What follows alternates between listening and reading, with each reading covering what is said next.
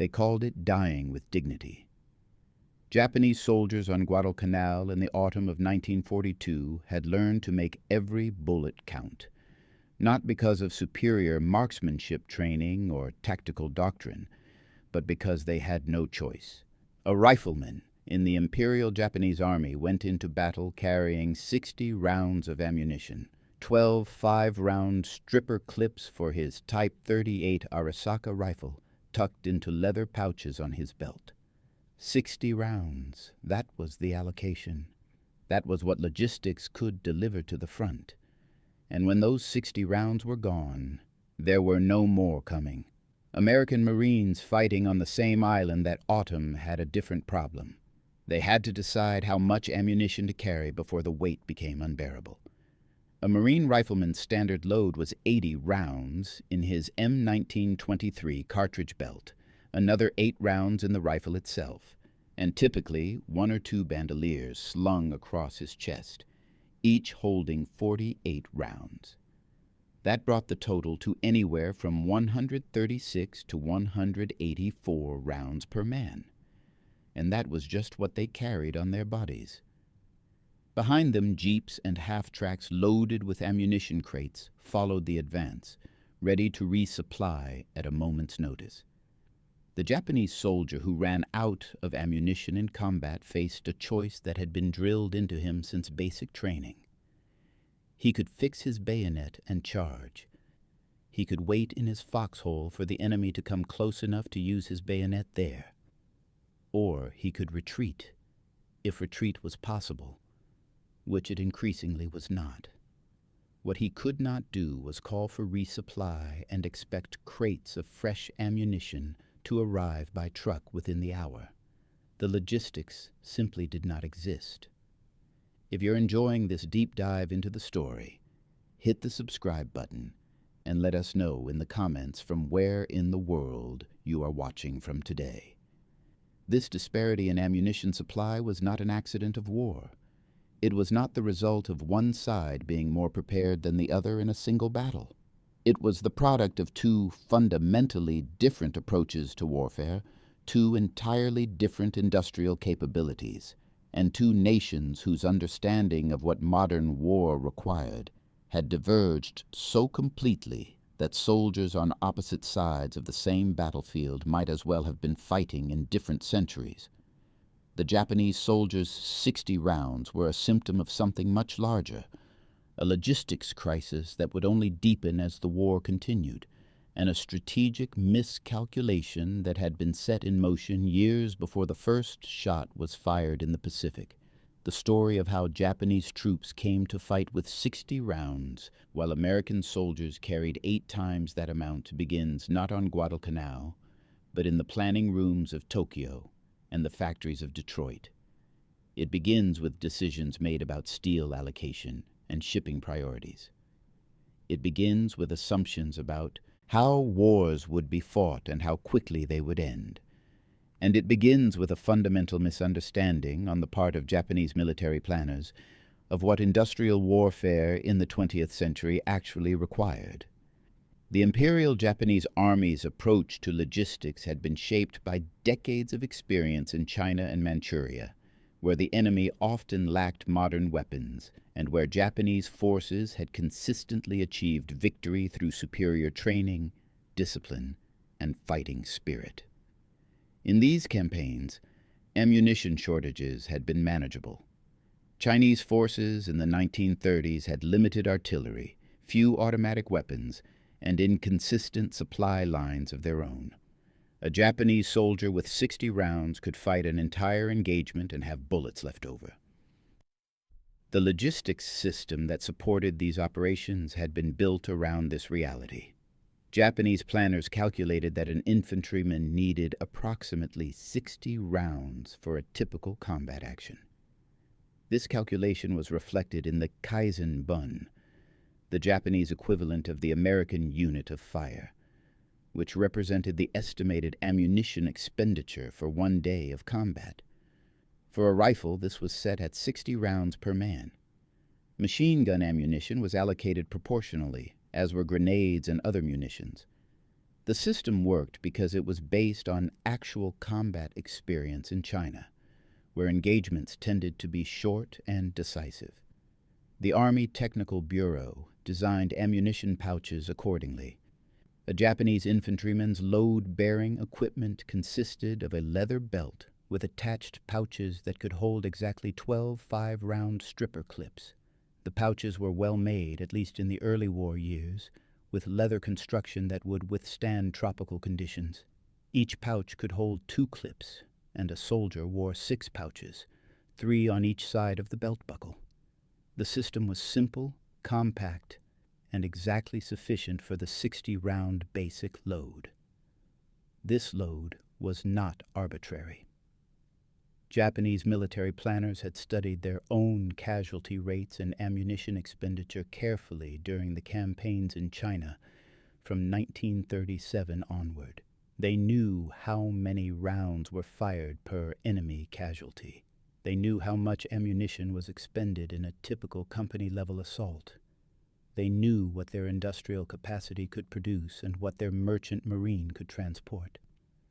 60 rounds per man was the result of careful calculation based on real data.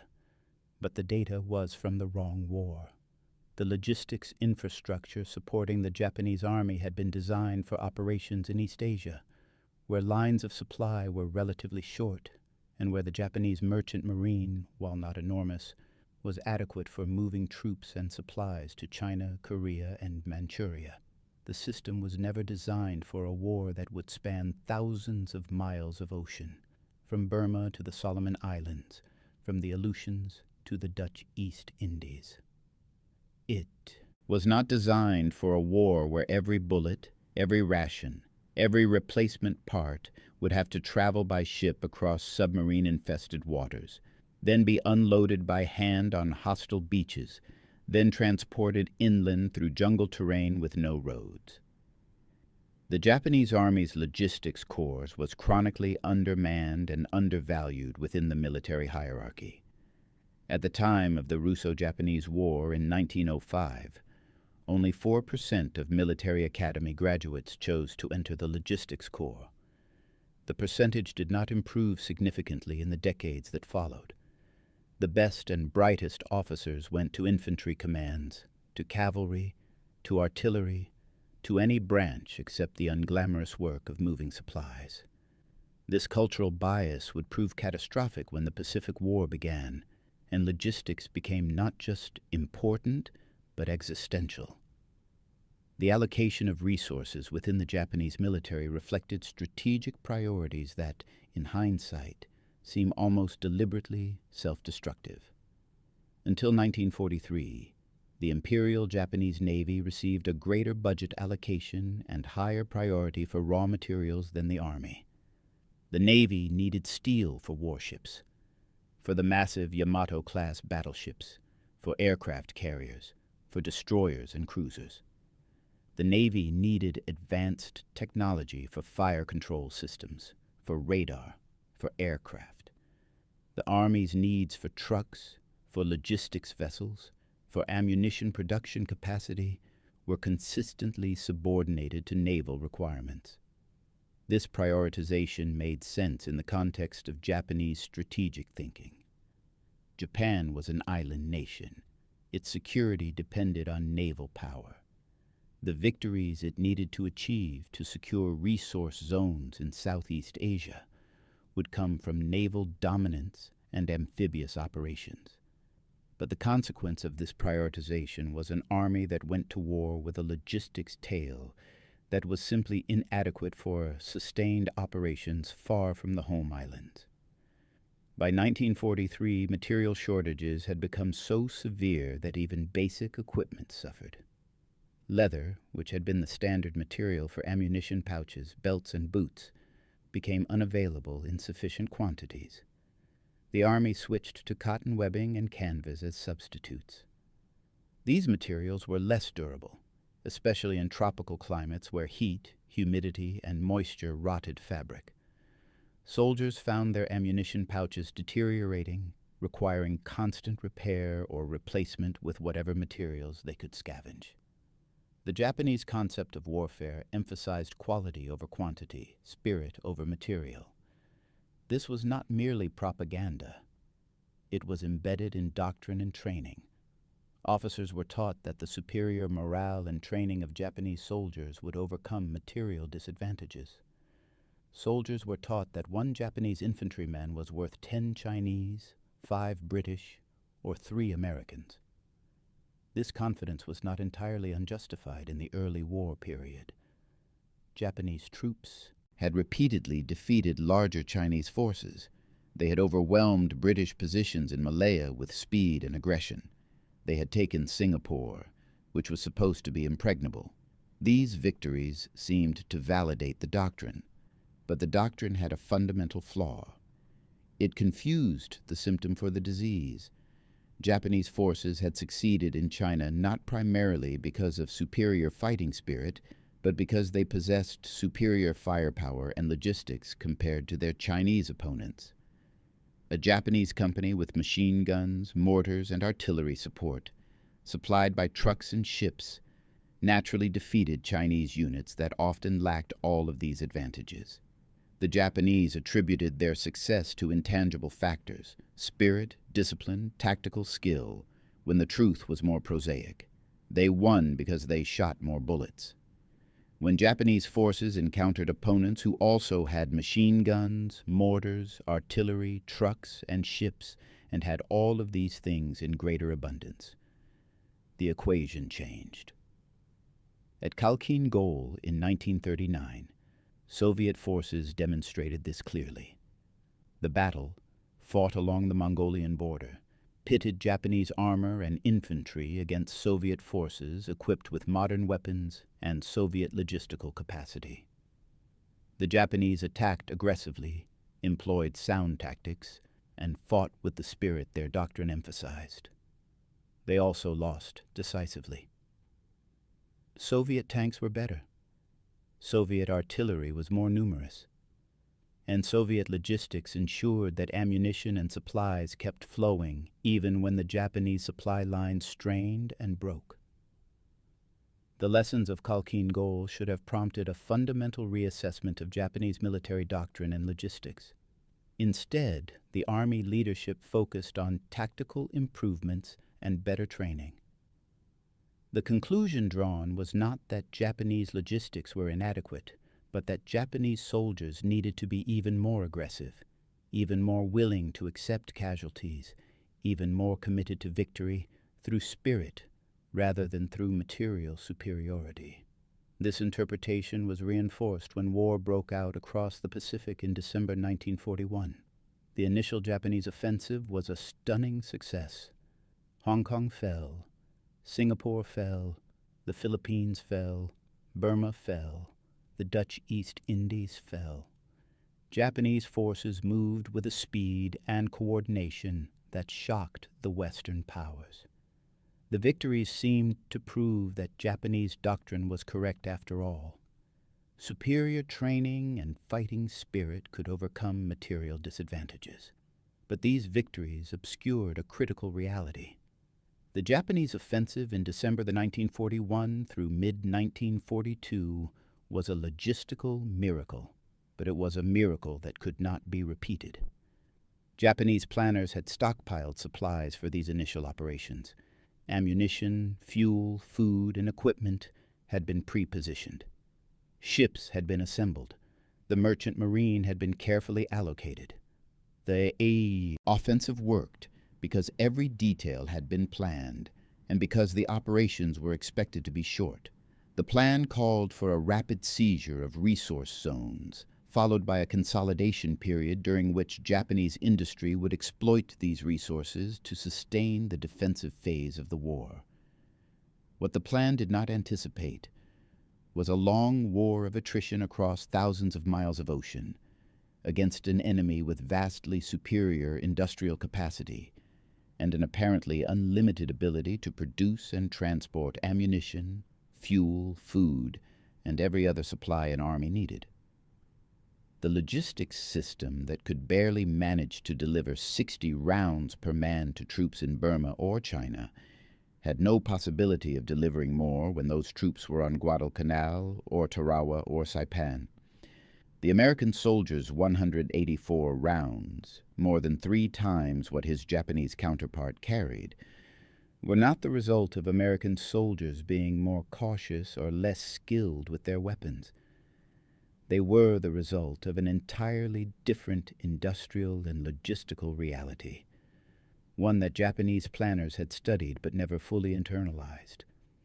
The United States had entered the war with a military that was small by global standards, but supported by an industrial base that was without equal.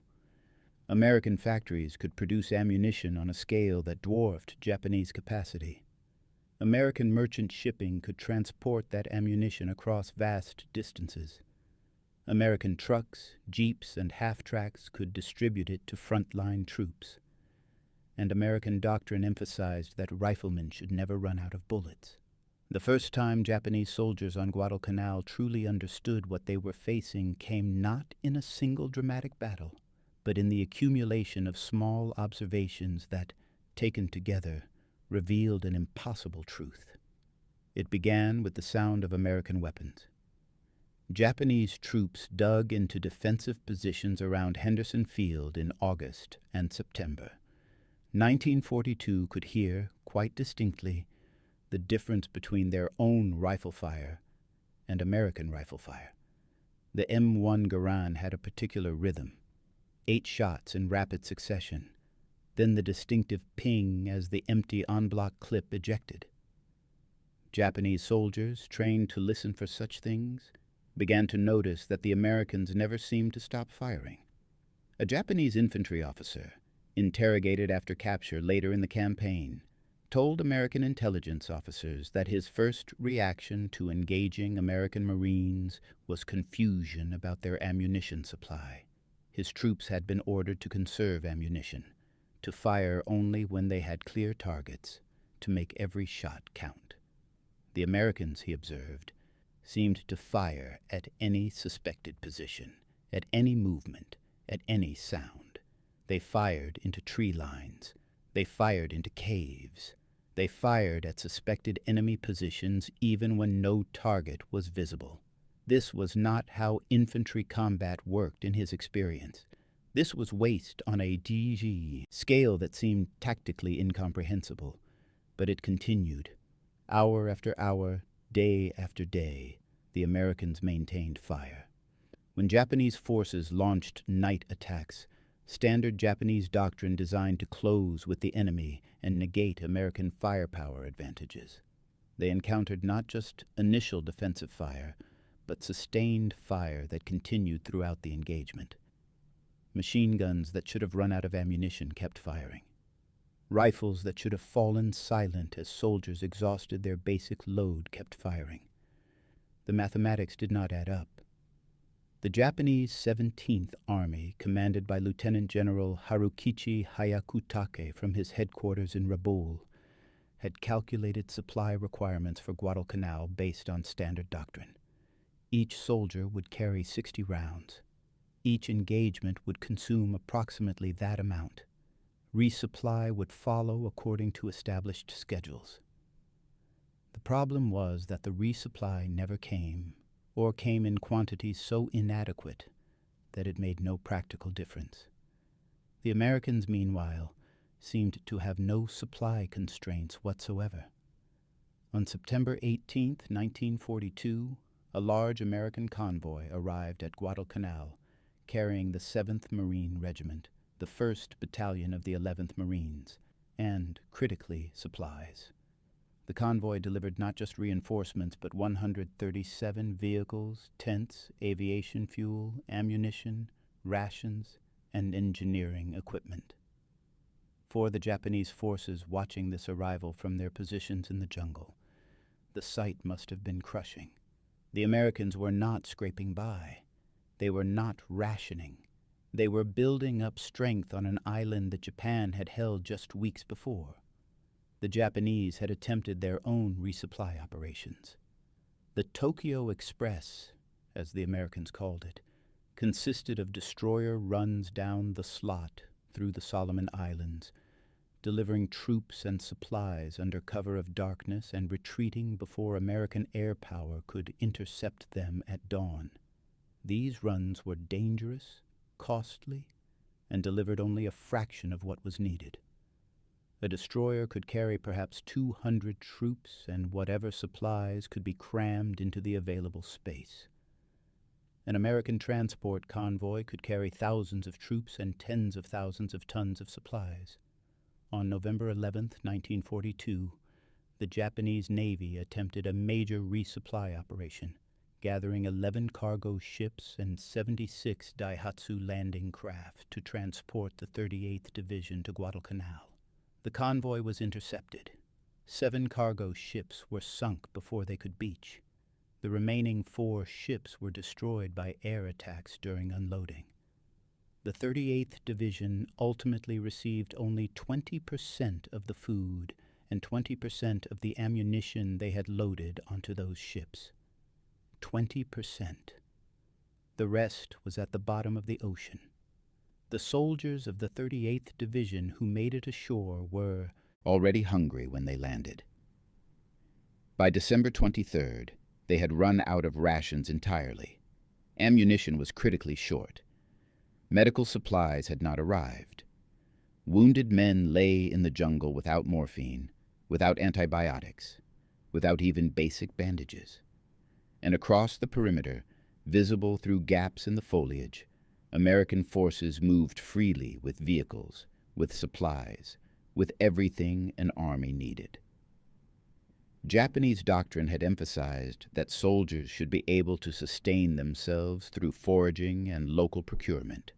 This worked in China, where there were villages to requisition food from, farmers whose rice could be seized, civilian populations that could be compelled to provide for the army.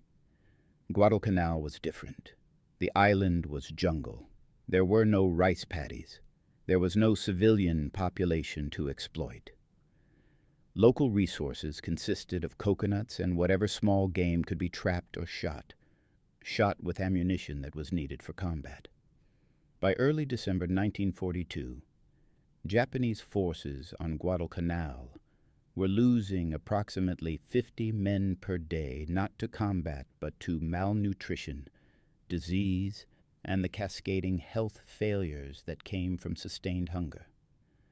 The total Japanese force had been reduced from approximately 36,000 men to roughly 11,000 still capable of combat. The rest were dead, wounded, or incapacitated by starvation and tropical diseases that thrived in malnourished bodies. The moment of absolute clarity came for many Japanese soldiers not in combat, but in its aftermath, when they had the opportunity to examine captured American positions or observe American supply operations from concealment. A Japanese patrol that managed to infiltrate close to Henderson Field in late November 1942 watched American trucks arrive carrying wooden crates. The patrol counted 17 trucks in one convoy alone. Each truck was loaded with crates that, based on their size and how they were handled, clearly contained ammunition. The trucks drove directly to positions near the airfield, unloaded, and departed. Within an hour, another convoy arrived. This was beyond the experience of these soldiers. In the entire Guadalcanal campaign, they had never seen 17 trucks in one place. The Japanese army on Guadalcanal had managed to secure a handful of trucks, some captured from the Americans, some brought ashore during resupply runs, but fuel shortages and the lack of roads made them nearly useless. The Americans, by contrast, seemed to have unlimited vehicles, unlimited fuel, and an infrastructure that supported constant movement of supplies from ships to front-line positions. If you find this story engaging, please take a moment to subscribe and enable notifications. It helps us continue producing in-depth content like this. The disparity extended beyond just ammunition. American positions captured during Japanese counterattacks revealed stocks of equipment that seemed impossible by Japanese standards. A Marine fighting position might contain multiple bandoliers of ammunition, 200, 300 rounds stored for a single rifleman, boxes of hand grenades, crates of rations, not emergency rations, but full meals, medical supplies including morphine syrettes, sulfa powder, and bandages in quantities that would have supplied a Japanese company aid station. And most incomprehensible of all, these were forward fighting positions, not supply depots. This was what American soldiers carried with them into combat as a matter of routine. The Americans also had a system for resupply that functioned even under combat conditions. Japanese observers reported seeing jeeps and half-tracks moving during lulls in fighting, delivering ammunition and supplies to units that had expended their loads.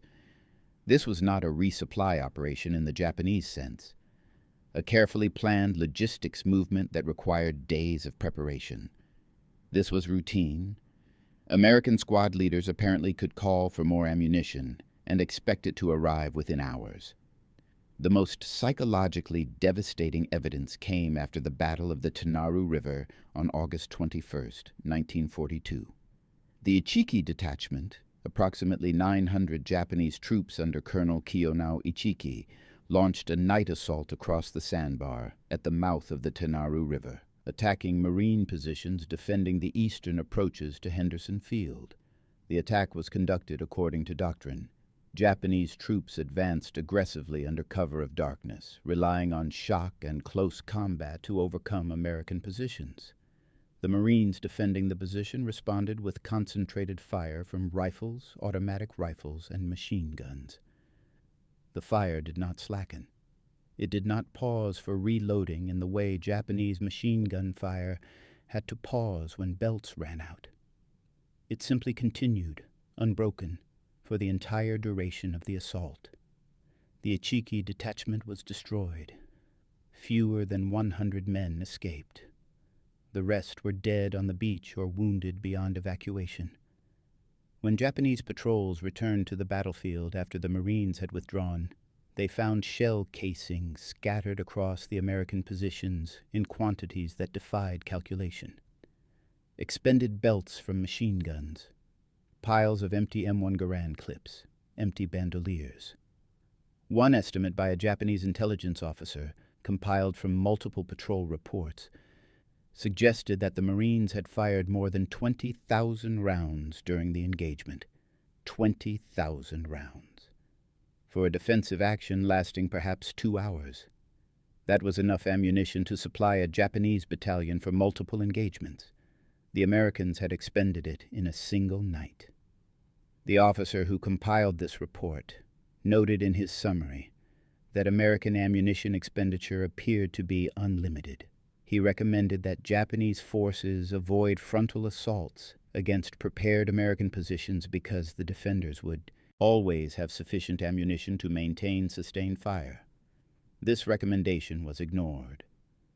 Japanese doctrine did not have a response to an enemy who could afford to fire indiscriminately. The entire tactical system was built on assumptions about ammunition scarcity that both sides would face. When only one side faced scarcity, the tactics failed.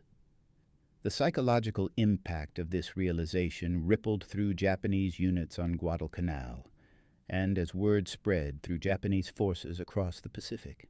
Soldiers who had been taught that spirit and training would overcome material disadvantages found themselves facing an enemy who had superior spirit, superior training, and overwhelming material advantages. American Marines were not poorly motivated. They were not poorly trained, and they had so much ammunition that they could afford to use it in ways Japanese soldiers considered criminally wasteful. This had implications beyond tactics. It called into question the entire strategic narrative that Japanese soldiers had been given. They had been told that Japan was fighting to liberate Asia from Western colonialism. They had been told that Japanese industry, while smaller than American industry, was sufficient to sustain the war. They had been told that Japanese soldiers were superior to American soldiers in every way that mattered. None of these statements reconciled with what they observed on Guadalcanal. The evidence was quantifiable and undeniable. Japanese forces on Guadalcanal had received, according to 17th Army logistics records, approximately 30% of the supplies that had been shipped toward the island. The rest had been sunk, abandoned, or lost to American air and naval interdiction. Of the supplies that did arrive, ammunition was given lower priority than food, a rational decision given that soldiers cannot fight at all if they are starving, but one that left units critically short of bullets even when they had the strength to use them. American forces, by contrast, operated with a logistics system that treated ammunition as abundant. The unit of fire for a U.S. Army rifle squad in the Pacific Theater was calculated at 1,496 rounds of rifle ammunition, assuming one cartridge belt, one bandolier, and one clip in the weapon for each rifleman. This was the standard load for routine operations. For expected heavy combat, additional ammunition could be distributed. The gap between 1,496 rounds for an American squad and the ammunition available to a comparable Japanese squad, perhaps 240 to 360 rounds if they had received recent resupply, much less if they had not, represented not just a tactical disadvantage, but a window into the industrial capacities of the two nations. Japanese officers who survived the Guadalcanal campaign and were evacuated during Operation K in February 1943 carried with them knowledge that it would inform every subsequent battle. They knew that American forces would always have more ammunition than Japanese forces. They knew that Japanese supply lines were vulnerable and would only become more vulnerable as American submarine warfare intensified. They knew that the doctrine of victory through spirit and superior training was inadequate when the enemy had equivalent spirit, equivalent training, and 10 times the ammunition. This knowledge spread through the Japanese military but produced no fundamental change in doctrine or logistics. Japan's industrial capacity could not be increased by recognizing its inadequacy. The merchant marine could not transport supplies that had been sunk. The ammunition factories could not produce bullets from steel that had been allocated to naval construction. The problem was systemic and unfixable within the constraints of Japan's economy and resources. For the individual Japanese soldier, the practical implication was stark. He would continue to go into battle with 60 rounds, knowing that his American opponent carried 184 rounds, and had trucks full of additional ammunition waiting behind the lines. He would continue to be told to conserve ammunition, to fire only when targets were certain, to make every bullet count. And he would continue to face an enemy who could fire at suspected positions, at movement in the tree line, at sounds in the darkness, because ammunition was the one thing they would never run out of. The Japanese Imperial General Headquarters in Tokyo received detailed reports about the ammunition situation on Guadalcanal throughout the autumn and winter of 1942. These reports were precise, quantified, and deeply troubling. They documented not just the shortage of ammunition reaching frontline troops, but the impossibility of rectifying that shortage given American control of sea and air approaches to the island. The strategic staff officers who read these reports understood their implications. Japan could not win a war of attrition against an enemy with vastly superior logistics. The decision to evacuate Guadalcanal was made in late December 1942 and endorsed by Emperor Hirohito on December 31st. Operation K, as the evacuation was designated, succeeded in withdrawing approximately 11,000 Japanese troops from the island in early February 1943. These men were shadows of the force that had originally deployed. They were starving, diseased, and traumatized, not primarily by combat, but by the slow realization that they had been sent to fight a war their nation could not supply. The survivors carried with them knowledge that would shape Japanese defensive tactics for the remainder of the war. If ammunition would always be scarce, then ammunition could not be the foundation of defensive plans. Instead, Japanese forces across the Pacific began to emphasize fortifications, terrain advantages, and tactics that minimized ammunition expenditure. On Peleliu, in September 1944, Japanese defenders constructed elaborate cave systems and fought from prepared positions, forcing Americans to advance into kill zones where even limited ammunition could be used effectively. On Iwo Jima, in February 1945, the Japanese constructed an underground fortress with 18 miles of tunnels, turning the island into a position where American material superiority would be partially negated by terrain. These adaptations were tactically sophisticated but strategically futile. They could slow American advances, increase American casualties, and make each island conquest more costly.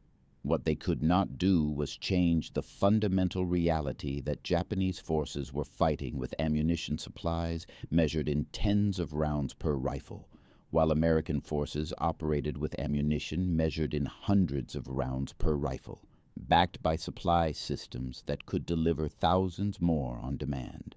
The Japanese soldiers' experience of ammunition scarcity became more acute as the war progressed, not less. American submarine warfare devastated the Japanese merchant marine. By 1944, Japan had lost the majority of its cargo vessels, making even minimal resupply of island garrisons nearly impossible. Troops on bypassed islands, Rabaul, Truk, islands in the Marshalls and Carolines, were simply abandoned to their fate with whatever ammunition they had when American forces bypassed them. These garrisons had orders to remain combat effective in case of Japanese counteroffensives that would never come. In practice, they spent years in isolation, rationing ammunition that would never be fired in combat.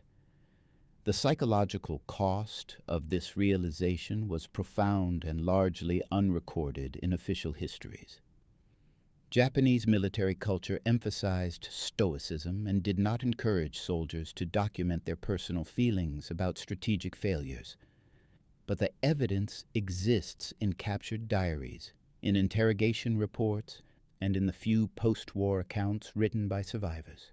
A recurring theme in these sources is betrayal. Soldiers felt betrayed not by tactical commanders who were facing impossible situations, but by the strategic leadership that had sent them to fight a war Japan could not sustain. One captured Japanese officer, interrogated on Saipan in July 1944, stated that he had believed Japan would win the war through superior fighting spirit until he encountered American firepower at Guadalcanal. After that, he said, he knew that spirit could not overcome material disadvantages. Training and courage meant nothing when the enemy had bullets and you did not. He expressed this without bitterness as a simple statement of fact. He had done his duty. His soldiers had done their duty. But duty was insufficient when the industrial capacity supporting that duty was inadequate. The Japanese ammunition shortage was not uniform across all theaters. Troops fighting in Burma and China, supplied through land routes from Manchuria and the Asian mainland, generally had better access to ammunition than troops on Pacific islands supplied by sea. But even these better supplied units operated under constraints that would have been unthinkable for American forces. Conservation of ammunition remained doctrine throughout the war. Soldiers were punished for wasting bullets.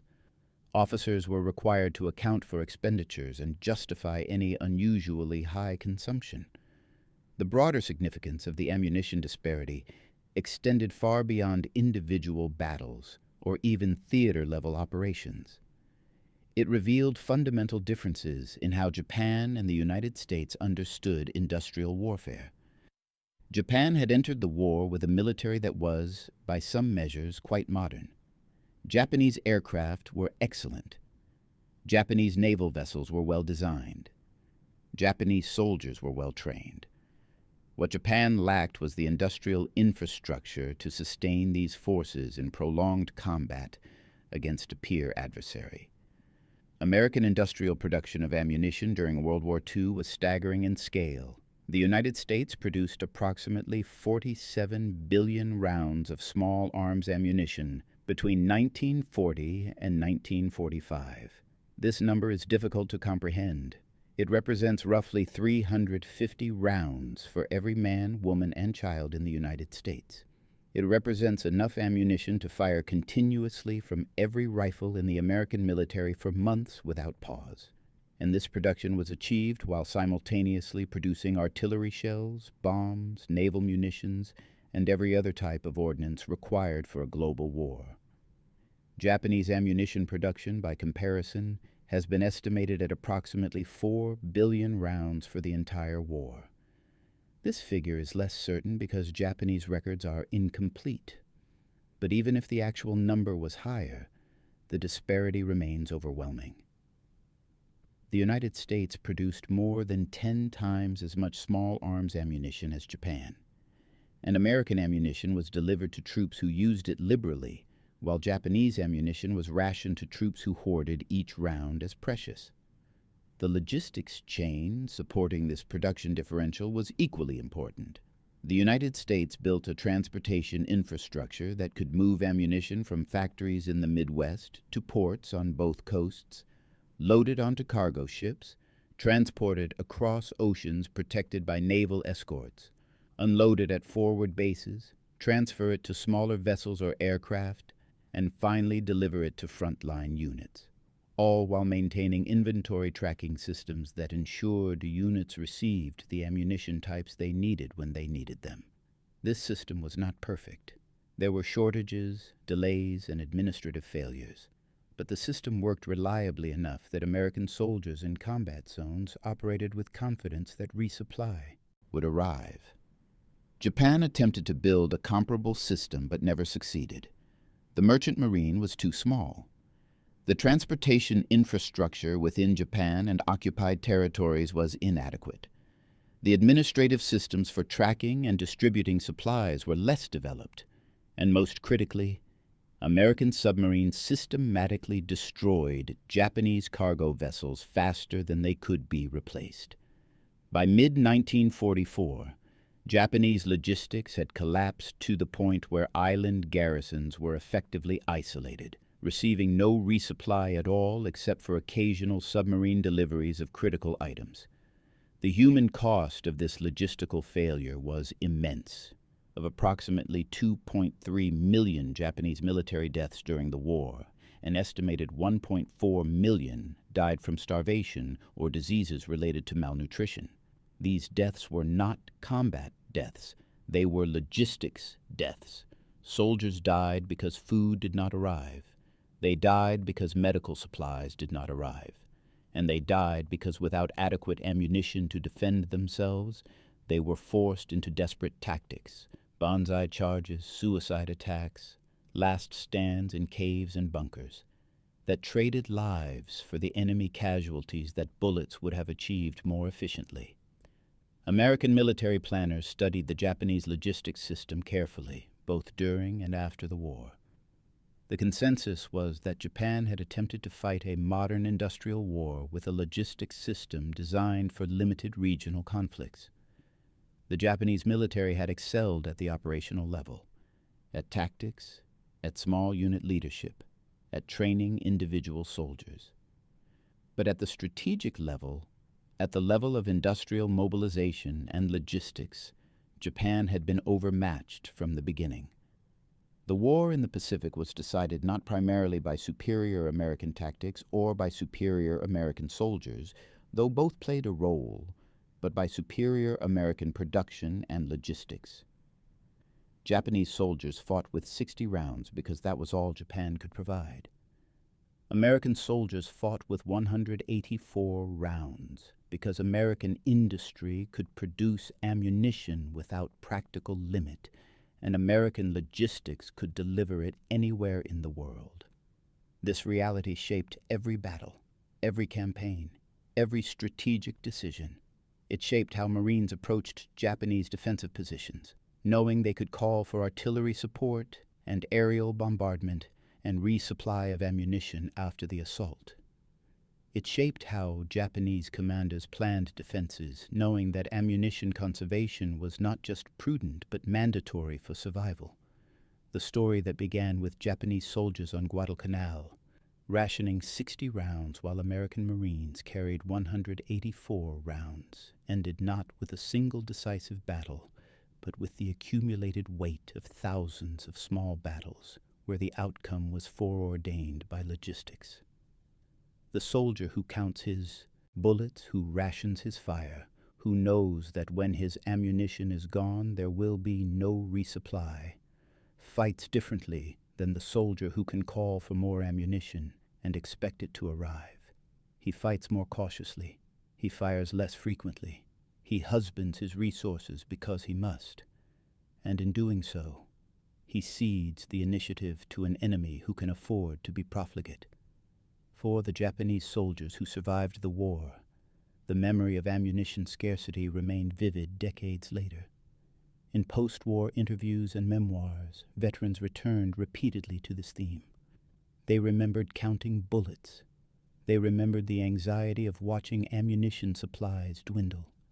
They remembered the terrible mathematics of calculating whether they had enough rounds left to mount a defense or conduct an attack. And they remembered watching American forces operate without these constraints, firing freely, maintaining pressure, never seeming to run low on anything. The American soldiers who fought against these Japanese forces developed over time a grudging respect for men who fought so effectively with so little. After the war, when the full extent of Japanese logistics failures became known, American veterans expressed surprise that Japanese resistance had been as determined and effective as it was. To fight for months on an island with minimal food, minimal ammunition, minimal medical supplies, and no realistic hope of resupply required a level of discipline and commitment that few armies could sustain. That Japanese forces continued fighting under these conditions, continued following orders, continued attempting to complete impossible missions, spoke to something in their training and culture that American observers found both impressive and disturbing. But respect for individual soldiers should not obscure the larger truth. The ammunition disparity was a symptom of a strategic failure that doomed Japan from the moment war began. Japanese planners had gambled that early victories would force a negotiated settlement before American industrial power could be brought to bear. They had calculated that American will to fight would break when faced with high casualties and a long war. Both calculations proved catastrophically wrong. American will did not break. American industry mobilized with a speed and scale that exceeded even optimistic American predictions. And by the time Japanese leadership recognized these miscalculations, it was far too late to rectify them. The 60 rounds carried by a Japanese infantryman and the 184 rounds carried by an American Marine were more than just numbers. They were physical manifestations of two nations' industrial capacities, two military doctrines' assumptions about warfare, and two societies' commitments to victory. The Japanese soldiers' 60 rounds represented a nation fighting at the absolute limit of its industrial capacity, straining to sustain forces across an empire it had conquered but could not supply.